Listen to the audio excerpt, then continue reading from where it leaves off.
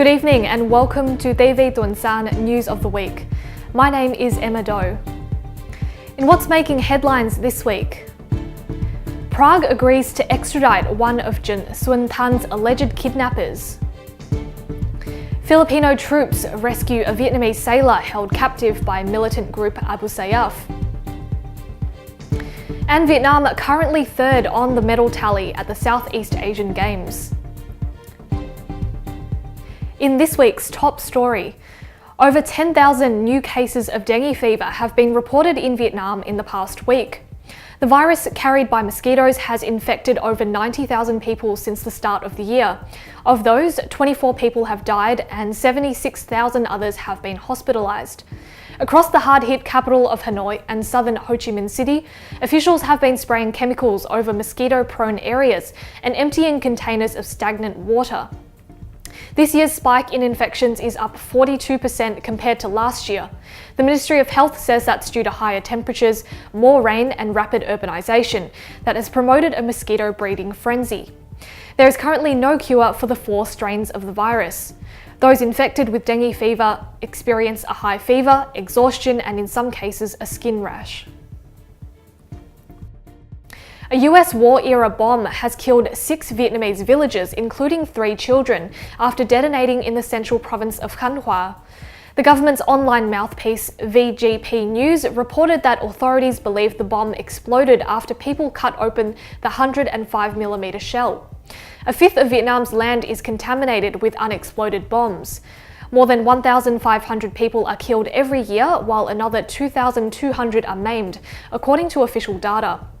Many of the incidents are triggered by farmers accidentally striking bombs or by people trying to salvage metal casings and explosives from the devices, which can be later sold. Now to the latest in the case concerning the fallen Vietnamese oil tycoon Trịnh Xuân Thanh. Czech authorities have agreed with Berlin to hand over the Vietnamese national who was one of a 7-man squad that allegedly kidnapped Trịnh last month. German media originally reported that Trịnh had been kidnapped by armed men in Berlin's Tiergarten Park. According to German officials, Trịnh had been seeking asylum in the European country after the Vietnamese government had issued an international manhunt for him on charges of corruption. A court in Prague ordered for the extradition of the suspected kidnapper, who was identified only as a 46-year-old Vietnamese national. The Vietnamese government maintains that Trịnh was not kidnapped but willingly returned to Vietnam to turn himself into authorities. Trịnh was once the head of Petro Vietnam Construction, a subsidiary of Vietnam's largest state-run oil company. A year ago, he was accused of causing $148 million worth of losses at the company. A drug trafficking ring which transported drugs including ecstasy from Cambodia to Vietnam has been busted by Vietnamese officials over the weekend. China's official Xinhua news agency reports that the ring transported drugs from Cambodia via a border gate in the southern province of Long An to Ho Chi Minh City. It's alleged the drugs were kept in the city by 2 Australian men of Vietnamese origin. On Saturday, the municipal police announced that 8 people, including members of the ring and their customers, had been arrested. Nearly 15,500 pills of ecstasy and roughly 2 kilos of other lab-made drugs were also confiscated. Meanwhile, a court in Hanoi has sentenced 4 men to death for transporting heroin. State-run Capital Police newspaper reported that 26-year-old ringleader Trần Thanh Dong and 3 ring members were convicted at a 1-day trial on Monday. The group received the sentence for transporting more than 20 kilos of heroin from late 2015 until the ring was busted in April last year. Vietnam has some of the world's toughest drug laws. Those convicted with smuggling over 600 grams of heroin or more than 2.5 kilos of methamphetamines are punishable by death. A Vietnamese captive of the Islamic State militant group Abu Sayyaf has been rescued off the southern Philippines coast after 9 months in captivity. Filipino authorities say troops rescued the hostage on Basilan Island in the southern region of Mindanao following operations against the militants on Sunday. No Jung Hieu was among 6 crew members of MV Royal 16 who were abducted last November off Coco Island in Basilan. 2 Vietnamese sailors are still being held, 2 have been beheaded and another has been rescued. The Abu Sayyaf group is notorious for kidnapping for ransom, as well as bombings, beheadings and extortion. Vietnam's president has called for tougher controls on the internet to stem the tide of dissidents criticising the ruling Communist Party. Vietnam's government has cracked down on activists this year, but despite the arrests and sentencing of several high-profile figures, social media has not remained quiet. President Trần Đại Quang made the call in an article published on a government website. He said hostile forces had used the internet to organise offensive campaigns that undermined the prestige of the leaders of the party and the state. Quang added that Vietnam needed to pay greater attention to controlling online information and needed an effective solution to prevent news sites and blogs with bad and dangerous content. Vietnam is one of the top 10 users of Facebook and a big presence on Google's YouTube.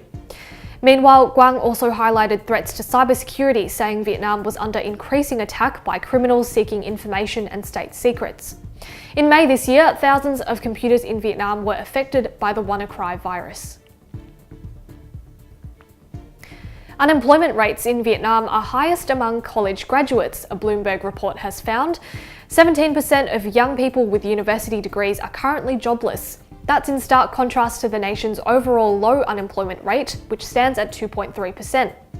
With the country's rapid industrialization, Vietnam's schools are doing well to prepare students for low-wage factory work. But Vietnam's colleges and universities are failing to arm students with critical and organizational skills. Experts, including a Stanford University development economist, said unlike neighbours including Singapore, South Korea and Taiwan, Vietnam had failed to develop high-quality colleges in time.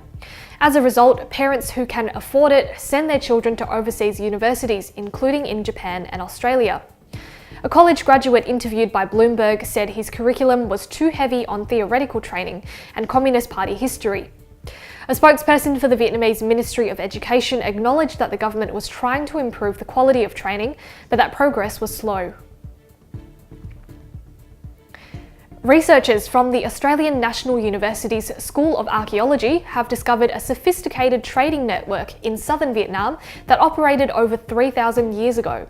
The team found evidence at the Rác Nui site suggesting large quantities of items were manufactured and imported to areas hundreds of kilometres away from their origin.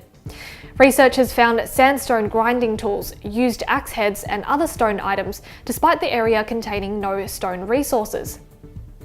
The ANU's Dr. Catherine Freeman told media that the discovery suggested people were importing stone from a quarry over 80 kilometres away in order to produce the artefacts. Now to the latest on this year's Southeast Asian Games, where Vietnam is currently sitting in third place on the medal tally with 27 gold medals. Malaysia is in the lead with 50 gold medals, while Singapore ranks second. On day 5 of the Games in Kuala Lumpur, Vietnam's gymnastics team took home 3 gold medals, thanks to Dinh Phuong Thanh on the parallel bar and Lê Thanh Tum in the men's horizontal bar and the men's vault. Earlier in the week, Lê Tu Jin won the women's 100-metre final, and Bội Thị Xuân brought home a silver medal in the women's javelin with a throw of 52.5 metres. That's all from TV Tuần-san News of the Week. For more stories, you can follow TV Tuần-san at tvtsonline.com.au and Facebook at TV Tuần-san. I'm Emma Doe, thank you so much for watching, and I look forward to your company at the same time next week.